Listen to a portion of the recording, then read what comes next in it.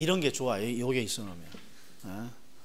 자, 제가 지금 동영상을 끊었어. 이유는 이게 지금 오늘의 내가 하고 싶은 하이라이트. 앞에 아무리 이해 많이 하고 그런 거 이해하면 뭐해? 문제를 못 풀면. 그리고 앞에 이해가 더디더라도 문제를 자꾸 보면서 이해를 하면 오히려 그게 점수가 더 좋다고. 예. 그러니까 두려워하면 안 되는 게 가장 안 좋은 케이스가 어떤 케이스입니까? 그러면 문제 좀 풉시다 라고 딱 하면 마음속에서 뭐라고?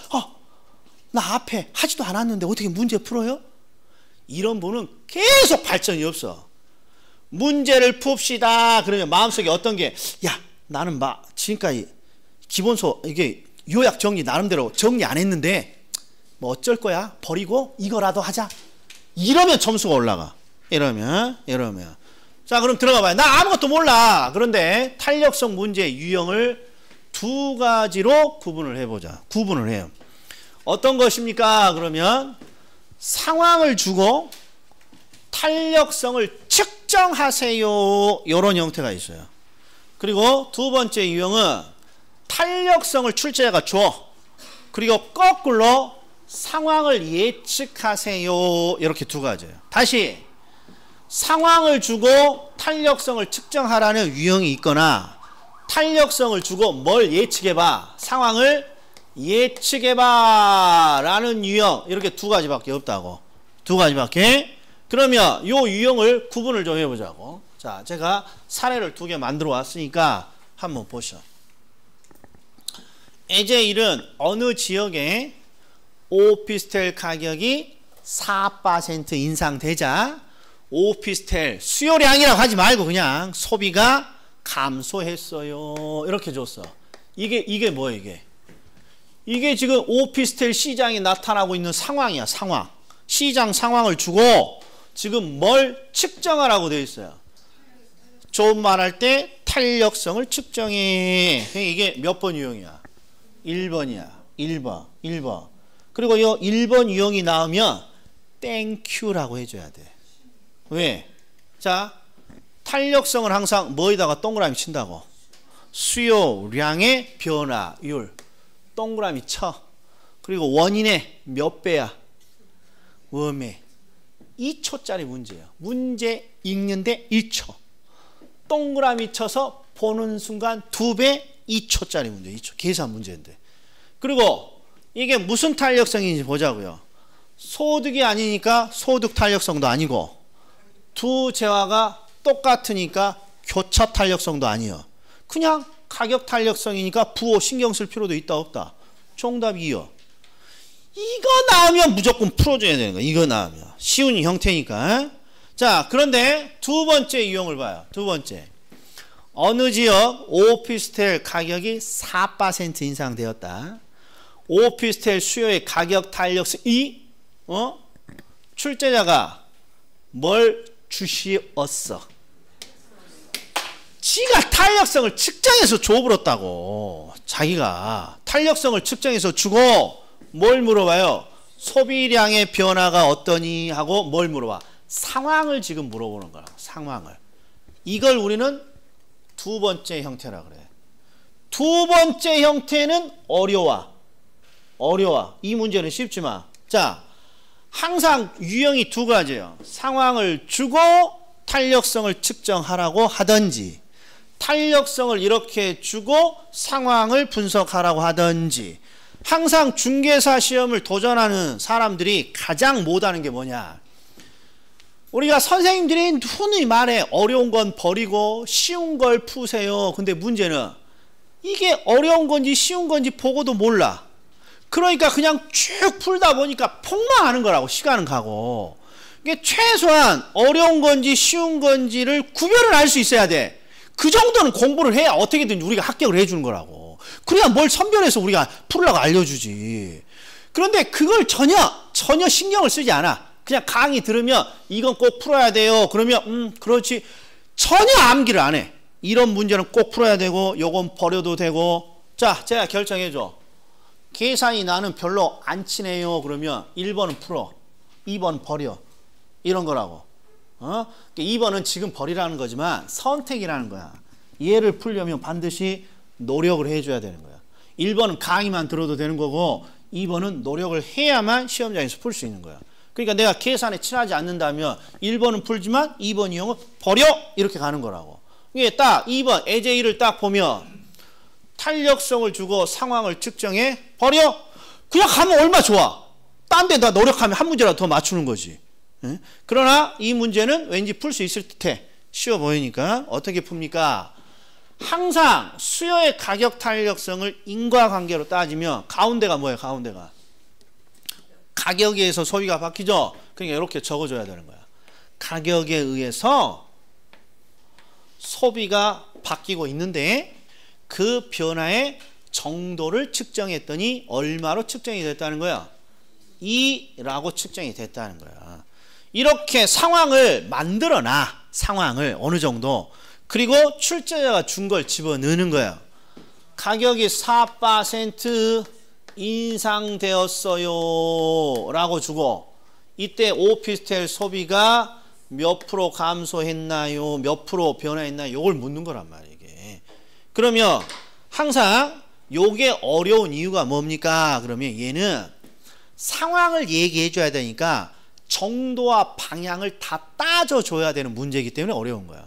자, 가격이 인상됐어요. 변화의 방향.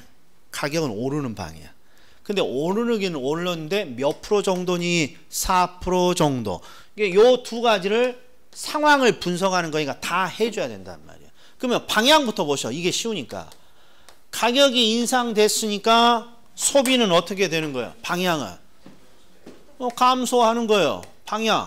우리가 아는 수요와 공급 이론으로. 가격이 올랐으니까 소비가 줄지. 그런데 몇 프로 줄었니? 그러면 이때 탄력성이 필요한 거라고. 탄력성이 몇 배? 2배니까 4%의 2배 얼마?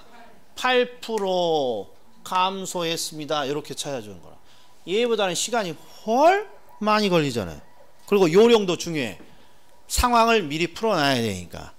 자, 그런데 이제 두 가지 유형 중에 1 유형은 무조건 풀고 2 유형을 풀려면 노력이 필요하다고 그랬어요. 그러면 좀 전에 풀었던 우리 필기 노트에 있는 29번. 이게 기출, 25의 기출이에요.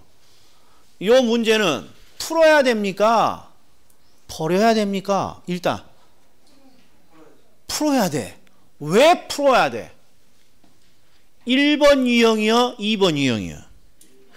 그렇다니까. 1번 유형이라 푸는 거라고. 그래서 내가 인문 강의 때부터 푸는 거라고. 왜? 뭔가 상황을 탭다 많이 줬어. 가격이 올랐다. 다세대 소비가 증가했다. 아파트의 소비가 감소했다. 복잡하게 줬지만 상황을 주고 전부 다 탄력성 측정해봐. 탄력성 측정해봐. 이 문제니까 풀어야 된다. 이런 말이에요. 이 문제니까. 이 문제니까. 목숨을 걸고 얘는 풀어야 돼. 그리고 이걸 풀기 위해서는 항상 뭐가 필요하다고? 문제를 머릿속에서 가다분하게 정리할 수 있는 방법이 뭐와 뭘로 나누어? 원인과 결과로 나눠줘야 된다. 이런 말. 원인과 결과. 원인과 결과. 원인과 결과. 원인과 결과. 근데 여기는 지금 항상 원인은 맨 앞에 있는 놈. 그러니까 아주 쉬워. 무조건 맨 앞에 있는 놈이 무조건 원인이야. 원인. 네, 그리고 이렇게 푸는 거죠. 자, 일단 소비량의 8%의 동그라미 치고 가격 16%의 몇 배? 절반. 0.5. 0.5. 그럼 이제 탄력성부터 구분해 보자고요. 아파트고 다세대니까 서로 다른 지환의 교차. 그리고 교차 탄력성은 반드시 부호를 신경 써줘야죠. 그러나 부호 모르겠으면 그냥 0.5 찾아. 항상 대체 관계만 주니까 이게 요령이라고. 부호 모르면 몇 배인지만 찾아요. 이건 할 수 있어 없어? 그래. 아무리 봐도 지문에 마이너스 없어. 그럼 되는 거야. 그냥 몇 배만 찾으면 되는 거야. 얼마나 쉬워. 포기만 안 하고 푼다. 그게 중요해. 푼다는 마음이. 그 다음에 아파트의 소비량 4%. 16%의 몇 배? 16분의 4니까 4분의 1. 0.25. 그리고 재화가 똑같으니까 가격 탄력성이라고 부르는 거예요. 가격 탄력성은 부호 필요 없고. 이 정답이에요. 정답. 그러니까 이 문제를 제가 인문 강의 때 지금부터 풀어주는 이유는 얘는 1번 유형이에요? 2번 유형이에요? 1번 유형이야. 그러니까 목숨을 걸고 풀어갖고 와야 되는 거야. 쉬우니까. 자, 그런데 자 이제 올해 기출이야.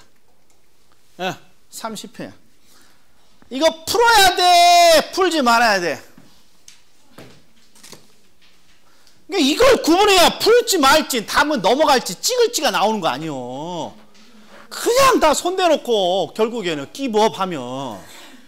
자, 1번 유형이에요? 2번 유형이에요? 2번 유형이야. 탄력성을 우리가 측정하는 게 아니라 줬어. 탄력성을 주고 뭔지 모르지만 수요량의 변화율 상황을 물어본 거라고.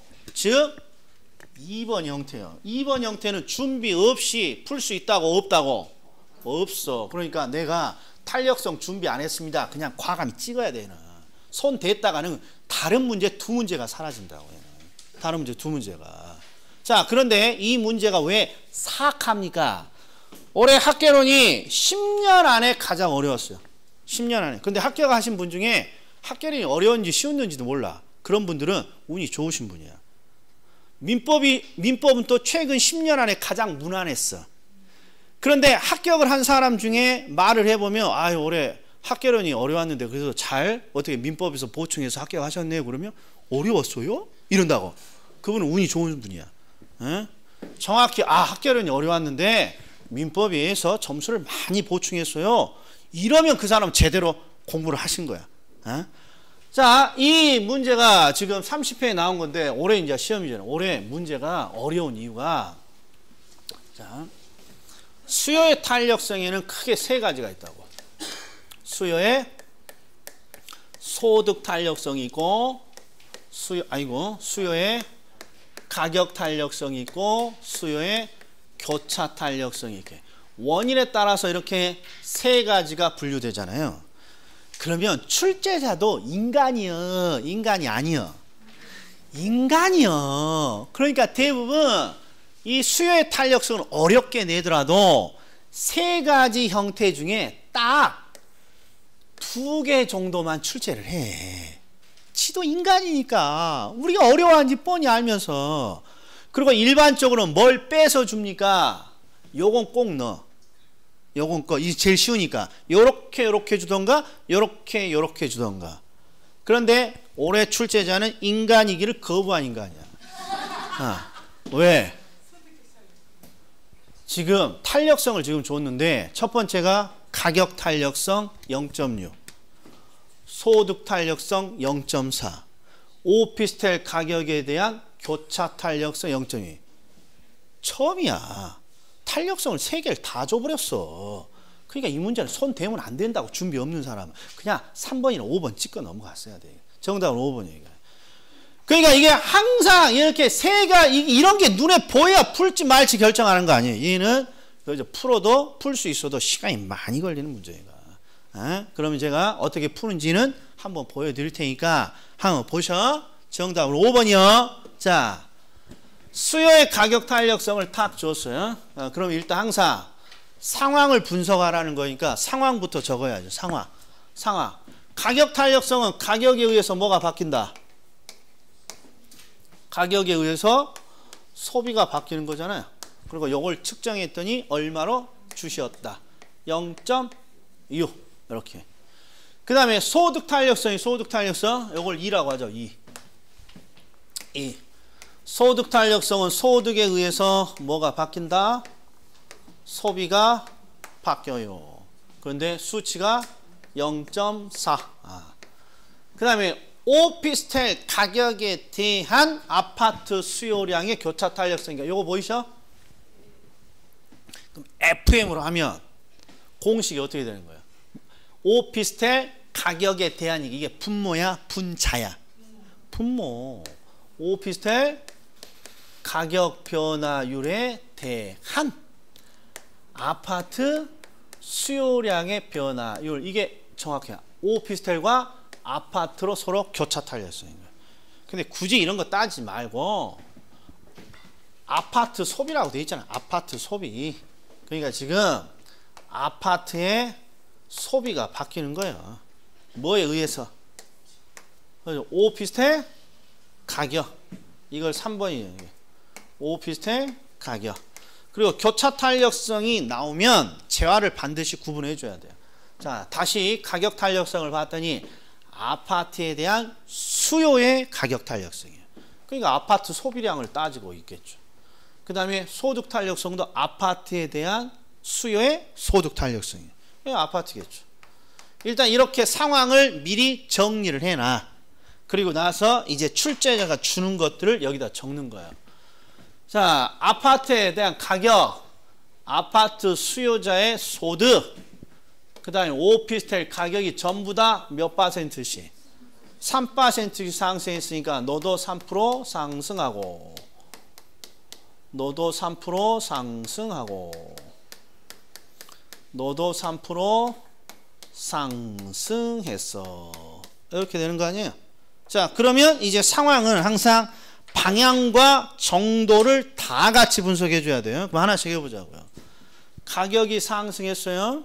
그럼 소비는 어떻게 돼요? 감소하는 거예요. 감소. 그런데 몇 프로 정도 감소하니? 0.6배. 그러니까 3%에 0.6. 36은 18, 1.8%.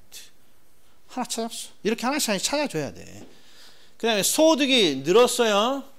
정상제가 대부분이에요. 100%가. 정상제니까 소득이 늘면 소비도 늘어야 돼요. 늘어야 돼. 그런데 몇 프로? 0.4배. 3%에 0.4니까 4, 3은 12, 1.2%. 찾았어. 그 다음에 오피스텔 가격이 상승했을 때 아파트의 소비가 어떻게 됩니까? 서로 대체관계야. 대체관계를 항상 따라서 변하니까 가격이 상승했어, 소득이 늘었어, 이런 거야. 몇인지 안 적어놨네. 0.2. 그리고 몇 프로 늡니까 봤더니 3%에 몇 배? 0.2니까 0.6%. 이렇게 찾은 거예요. 그리고 물어보는 게 뭡니까? 이럴 때 전체 소비량의 변화니까 이 아파트 소비량 전체 변화가 몇 프로인지를 묻는 거예요. 그럼 보자고요. 이쪽 증가, 이쪽 증가니까 증가 합치면 몇 프로예요? 1.8%. 그러니까 소득과 오피스텔 가격으로 1.8%가 늘었는데 가격에 의해서 1.8% 감소했잖아요. 또이또이네. 그래서 정답의 변함이 없어요, 이게. 그러니까 이게 어려운 형태라니까. 얘는 준비 없이는 못 푸는 거라니까. 그러니까 이게 구별을 할 수 있어야 된다고.